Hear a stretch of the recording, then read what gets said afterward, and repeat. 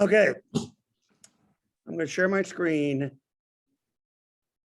Jeff, is that that's bigger than your house.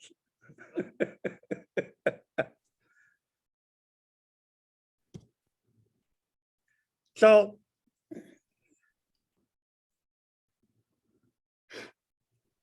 we're beginning a series.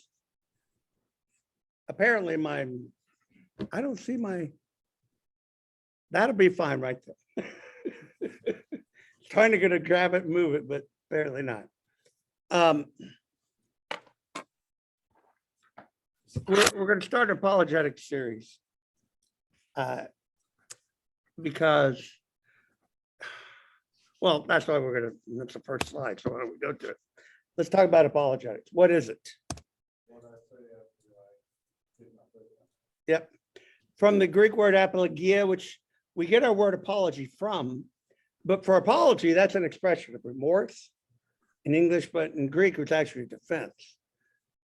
That's that second part of your apology. I'm sorry, Renee, but it's the part after the but. That's the apologia.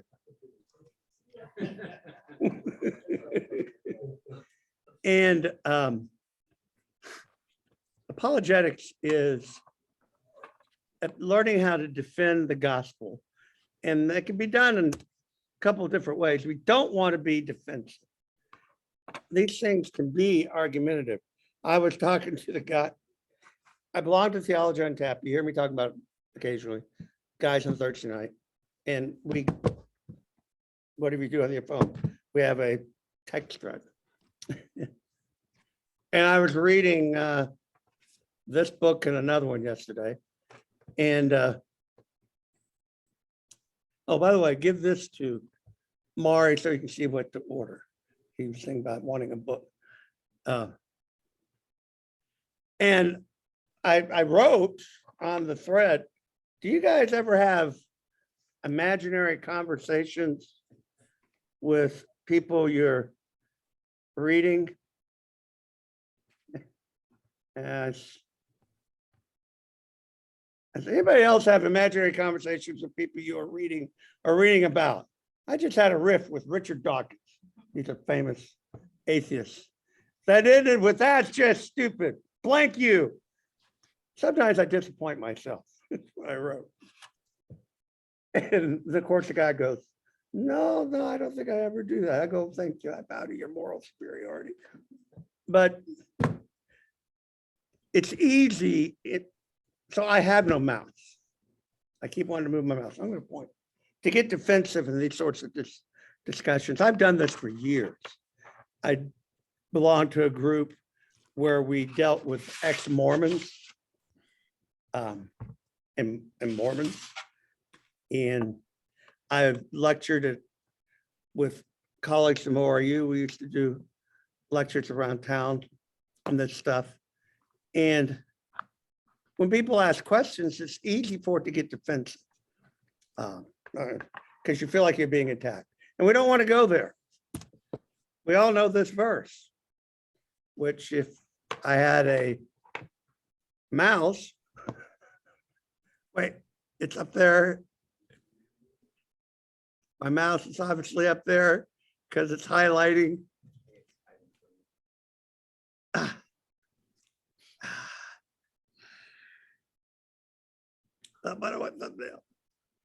What just happened? Stop sharing. This is driving me nuts. There it is.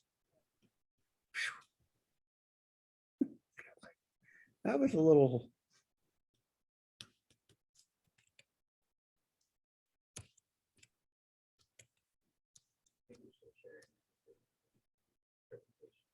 Oh, really? Okay, I'll try this. We're back. Oh, that's not what I meant to do. In your hearts, honor Christ, the Lord, it's holy. Always being prepared to make a defense. And that word defense is apologia. To anyone asking for a reason for the hope is in you. But it's this last phrase. Yet do it with gentleness and respect. Because it's really easy to do what I did in my head to Richard Dawkins. That's just stupid. And that's not conducive. Now, when I worked with this group in Denver, this,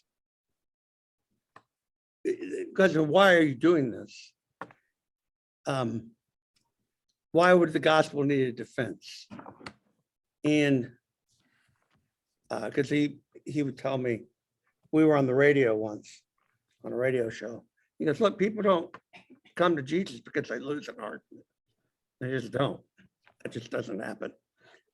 So why do this? Well, let's talk about it. Because we live in a culture that pervades everything.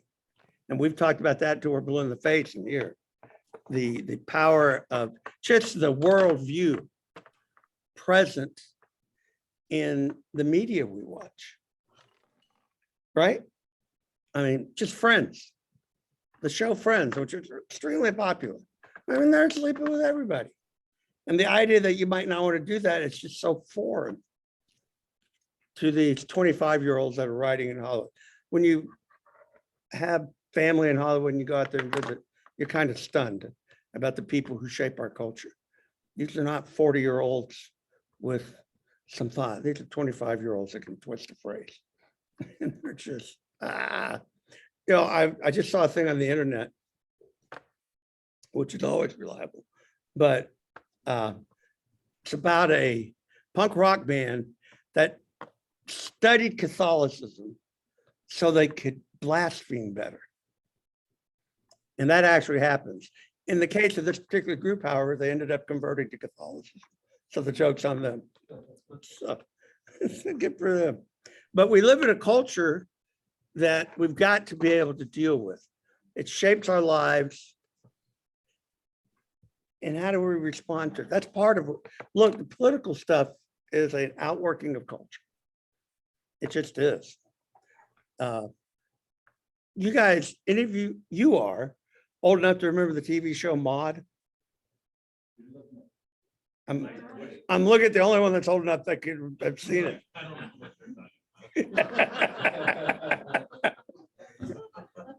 Back in the 70s, it was a good show. She was also in, she was the actress that was in Golden Girls. I forget her name. B. Arthur, thank you. And, but they did one on, they turned me pro-choice. Not that I wasn't pro-choice, I was indifferent, but they had this couple shows they did and it made me pro-choice. It's a comedy, mind you, but it made me go pro-choice. I was pro-choice for probably about 10 years until, wait a minute, and got to thinking about it. And that's the power of culture. The idea that you might not want to sleep with somebody. I told you when I was at University of Chicago, I had a friend, and she was a friend. We were friends. She was a Jewish girl, and she wouldn't sleep with her boyfriend, and she was getting all kinds of grief. And I was her friend who understood. I said, no, you don't have to sleep with him. I don't. You don't have to do that. And we went out with some friends of hers one night. And one of her friends goes, I could date a guy that would me, and she used the F word, wouldn't do me. My reply was, well, that's exactly what he's doing. This is not a making love situation. And really, you're so narrow-minded, he can't conceive of anything else. She was taken aback at my response. I was being a little defensive, not doing the gentleness and respect thing, but it's everywhere. And this is what our kids deal with. And this is what you worry about when Bryce goes off to college. You go, but we've raised a good kid, which is all you can do.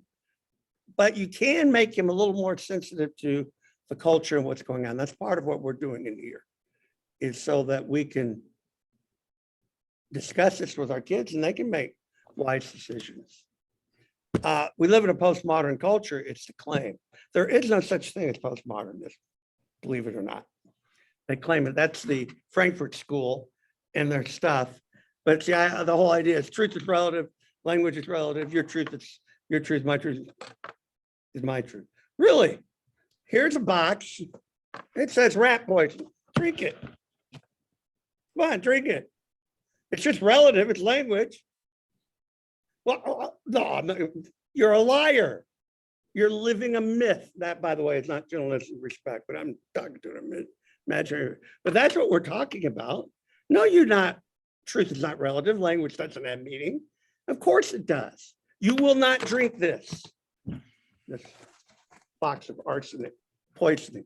You will not do it. You can't see me on the screen. I'm holding a box of tissues and saying, you will not drink this box of arsenic. Mix it up with water and drink. You won't do it. It's a myth. Nevertheless, that's the claim. And so now we want to say things that we don't recognize anything, right? What's a woman, can't define it. And it leads to these absurdities that we see in the news. Well, and what you end up creating is absolute truth. Right. I went to seminary to study the postmodern. Brian McLaren was my advisor. Really? Yeah. Yeah. I've got a book by Brian McLaren.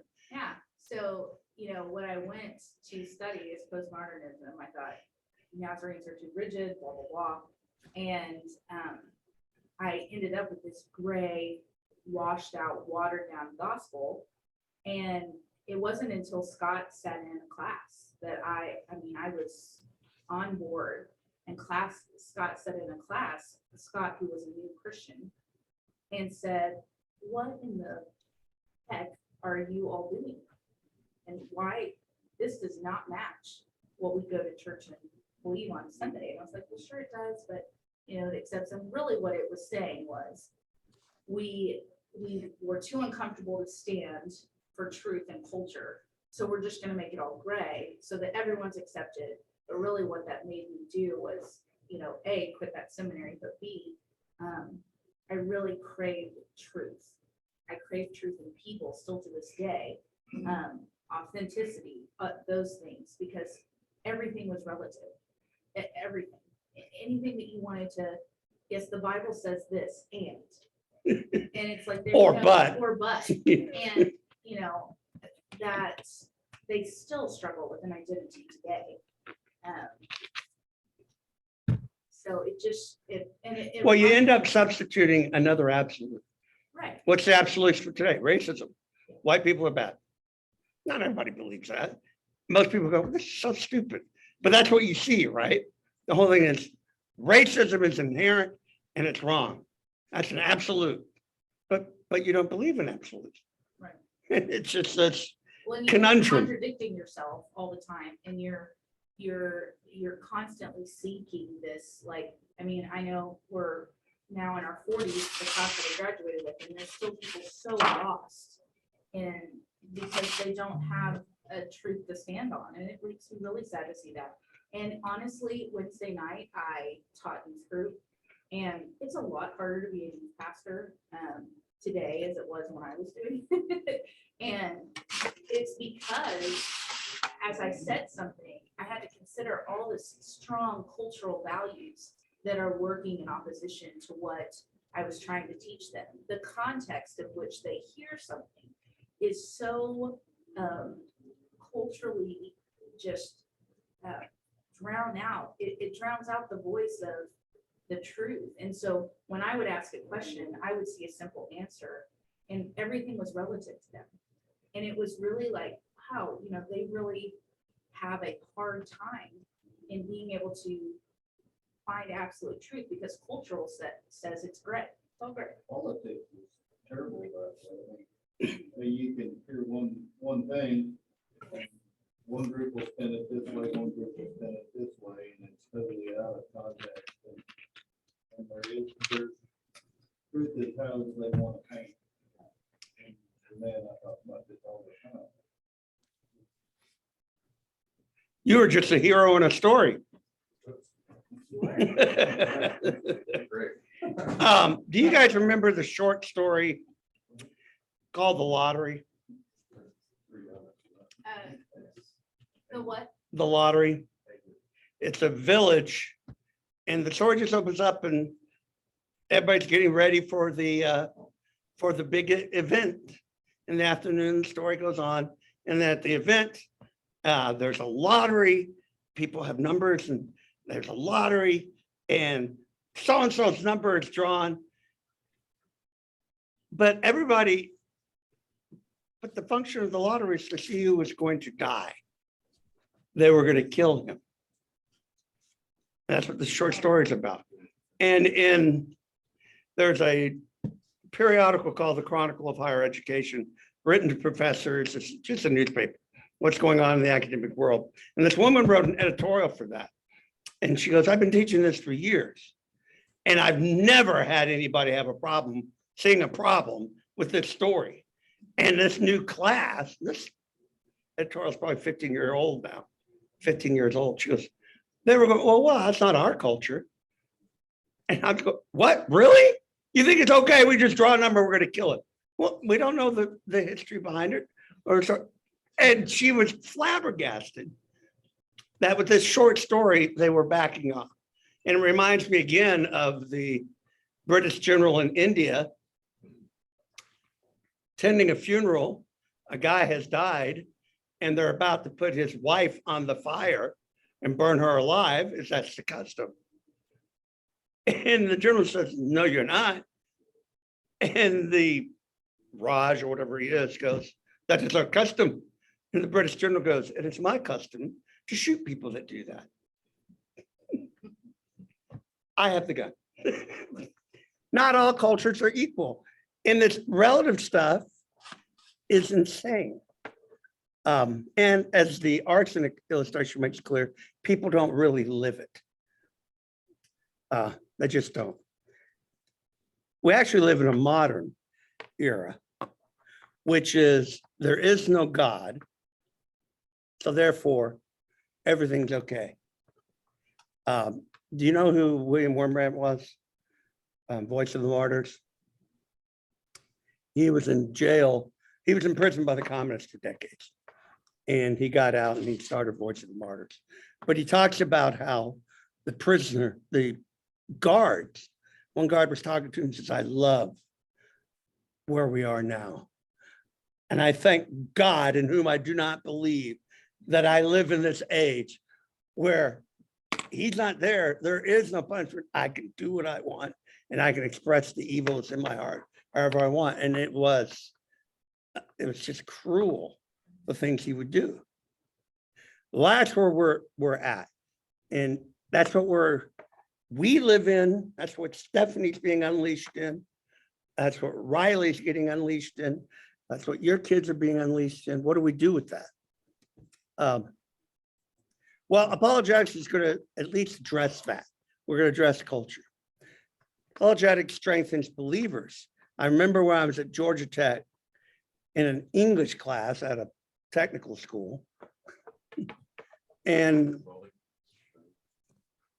the point being, not the highest affirmed class in the university. They just didn't care, but you had to do it. And he was just really going after Christianity in some short story we were reading. And so I had to do an assessment of a short story, and I just stuck my Christianity out there. I was daring him to do something about it, and he let it go. It was interesting to stand up to the bully. Now, granted, it was in a paper, not in class. If you stand up to a bully, usually that's all it takes. But you've got to learn how to do that. And this is 1975. And it was, the interesting thing is postmodernism, et cetera, was there. We just didn't call it that. And it certainly wasn't as pervasive. But nevertheless, strengthening believers. So it allows you to have some confidence to speak up. And finally, apologetics can be useful in evangelizing unbelievers. Here you have to be a little careful. Remember what I said, people don't come to Jesus because they lose arguments. But what you can do is get rid of false barriers. Well, science and religion are at odds. And which is, remember I told you I had somebody in mind when I designed this class. That's what he's going through. If you're in a technological field, especially it's the hard sciences, everything you're taught is against a theistic worldview. against the idea of God. And that's because scientists are not philosophers and they don't realize the silly mistakes they're making. And they are silly. These are not serious mistakes, they're silly mistakes. And they're so adamant. Stephen Hawking, brightest mind of this century, but he made silly philosophical mistakes and got castigated for it. But they don't see it that way. And the new atheists, their era is kind of past, but the Richard Dawkins and so forth, they make these silly sort of mistakes too. And you can get rid of false. Doesn't mean you're going to believe in God, but we can get rid of the silly stuff that they propagate. So the approach is, there's two different ways to go after this. Offensive apologetics, you're going to make a positive, we're Christians here, so we're going at it this way. Positive case for Christian truth claims. And this is done by natural theology, where we support theism. One of the first things we do is try to establish a case for God. Now, what is theism? Belief in the existence of a God. That's all, not necessarily Christ, just a God. But baby steps. When my Jewish friend that I kept telling you about, who was a sweetheart, I went to her wedding. I taught her Hebrew for her Jewish wedding. And what does your rabbi think of a Christian teaching your Hebrew? He's just glad I'm learning it. He doesn't care. But her friends were talking to her and said, Donald's only your friend because he wants to convert you to Christianity. And so she comes up to me. She says, is that true? I go, well, of course. It's not the reason why I'm your friend, but that is a goal. Are you serious? I go, look, sweetheart, my goal right now is make you a good Jew. If I can make you a good Jew, then we can worry about the rest. And that's what I was doing, getting her to, this is your heritage. It's step at a time. Get her to be a theist, and then we can worry about the Christianity part. Now, what is theism versus polytheism? Belief in more than one God. Henotheism, you worship only one God, though you acknowledge, actually, you don't deny the existence of others. This is actually what Abraham was. Abraham was a henotheist. His parents were not Yahweh worshipers, but he was. And what we don't know is, how did that happen? We're never told, except that God's talking to him. And he doesn't say, and God said to him, and Yahweh spoke to him, leave this land, go to a place I'm going to show you. And he does. So for some reason, he's heard Yahweh and he knows who he is. But the other gods, may or may not exist. He doesn't really care. And then monotheists. There's only one God. That's usually what we are. Jews are, Muslims are. Is there an argument that theism is? I don't have another word besides okay. Okay, no, it's that's the question. You don't deny the existence of other gods. It gets a little tricky because what do you mean by other gods? Remember, the generic term for angel or supernatural being in the Bible is God or sons of God. And so if we saw a cherub, what would we do? The big difference is all those creatures are creatures. They have beginnings. God does not. Is it okay? No. But God doesn't pound Abraham on that. He just asks him to believe and to move, and he does. That's good enough. And no point is what is interesting, though, in Abraham's journey is every time he went to a new city, he stopped at the local shrine to the pagan deity and built a shrine to Yahweh. He built a shrine there. And usually God appeared to him there. What?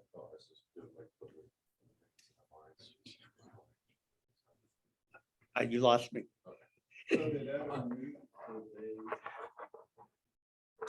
Well, they knew God face to face. So they're monotheists. They know what an angel is. Does that answer your question? Yeah, I guess so, but I guess. They wouldn't confuse an angel with God because they realize he has a beginning. But where did it mess up? I mean, other than the eating. Right, all that's post-fall. And remember, the Satan's cohorts also fell.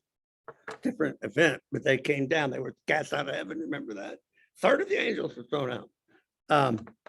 Well, they're down here making mischief. And if a cherub appears to you, that's going to be an impressive sight. And it doesn't take much to convince you that he's a deity. That's what a lot of these, Paul makes that explicit. They're not gods, they're demons. He's not saying that they're figments of your imagination. He's saying there's a supernatural entity behind this, but it's a demon, not God. And so it's, don't confuse them. Oh, well, I was going somewhere with that. I can't remember what it was. Oh, well. The second step after support for theism, support for Christian theism, which is now we start to the specific Christian story. Jesus, resurrection from the, it all hinges on the resurrection from the dead. It just does. If Jesus isn't resurrected, then this whole thing's a lie. We can still be a theist, but the Christian theism rests on the resurrection. So at some point we'll have to talk about that. Is there evidence for the resurrection in all this? Is that one of the points that science people struggle with in your experience, or? With the resurrection, they're back up in here in the support in the theistic part. The idea of an actual God.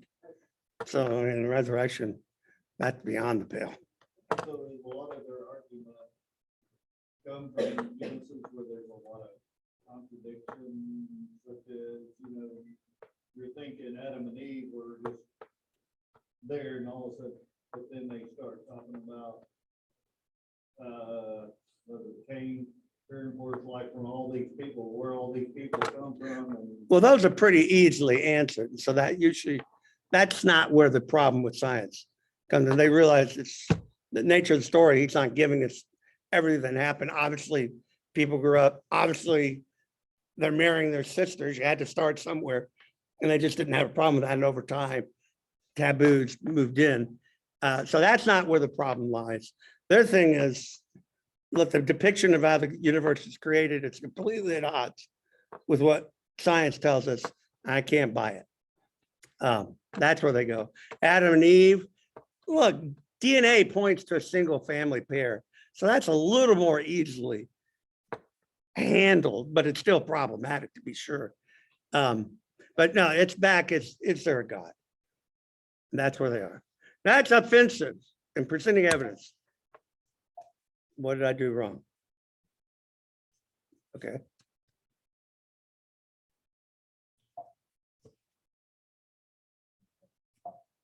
Why is it doing this? I'm in Keynote and I don't know why it's behaving this way.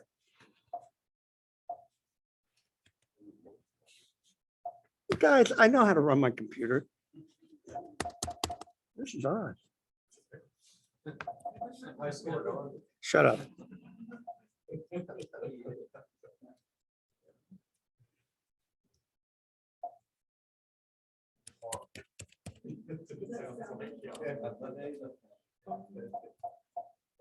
Huh.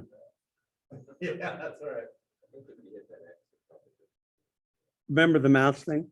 And I'm trying to hit escape to get out of it.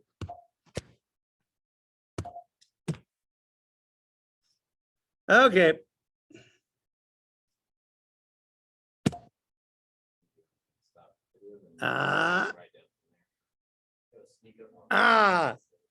All I did was stop share. Yes. And now I get out of this. And I don't know what the heck was happening. Sorry, guys, we lost half the class. Sorry. I was my little. Yeah, well, we can. I want to finish this.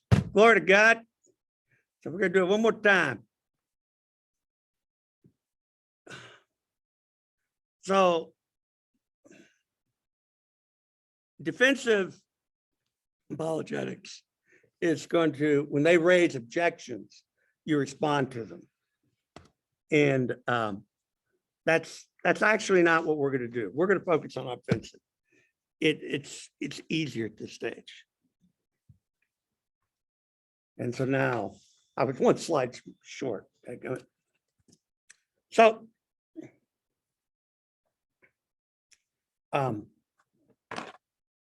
the book that I showed Maury, On Guard, which is of course backwards on your screen, is it's also on my Facebook page. I took a picture of everything I bought. Just start reading. You can see it there. The guy's name is William Lane Craig.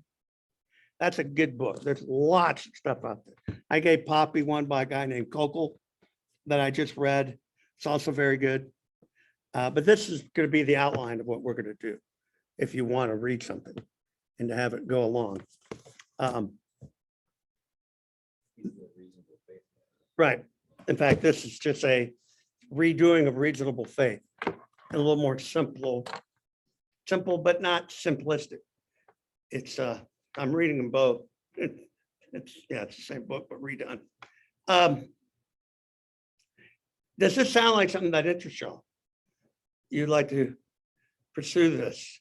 So what we'll be talking about next time are we'll talk a little bit more about culture and start diving into arguments for God and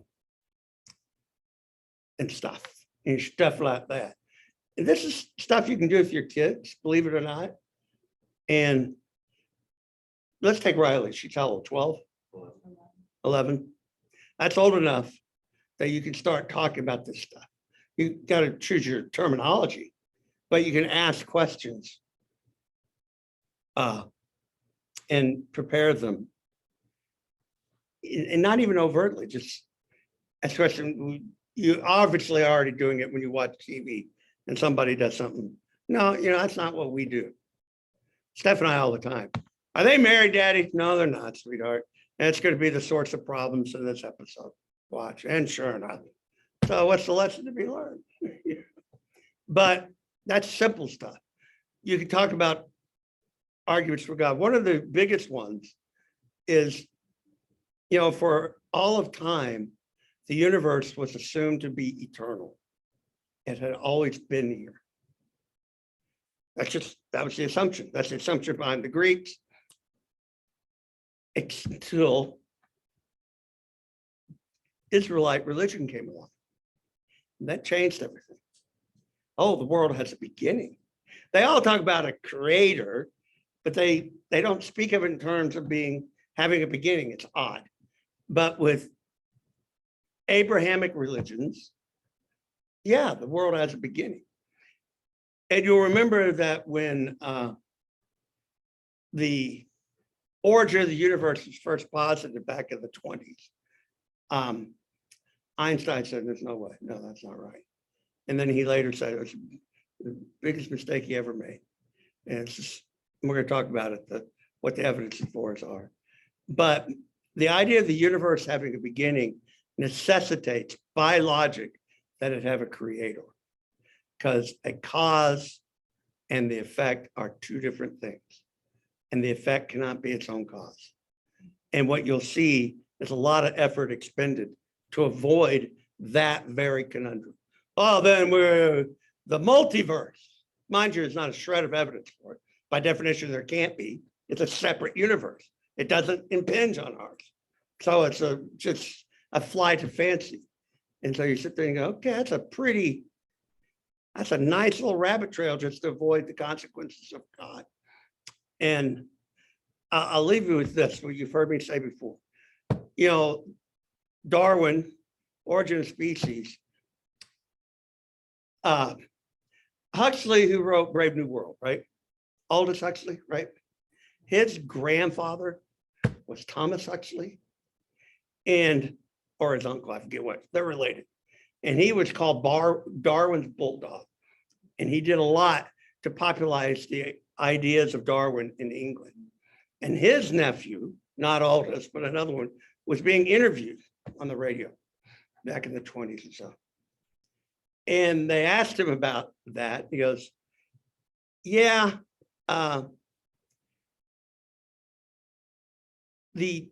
importance of Darwinism and the disavowal of God It's because everybody wants to sleep with their secretary.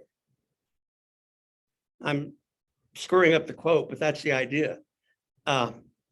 We, the sleeping with the secretary part's the actual quote. If there's no God, then there's no morals by definition, because otherwise it's just societal consent.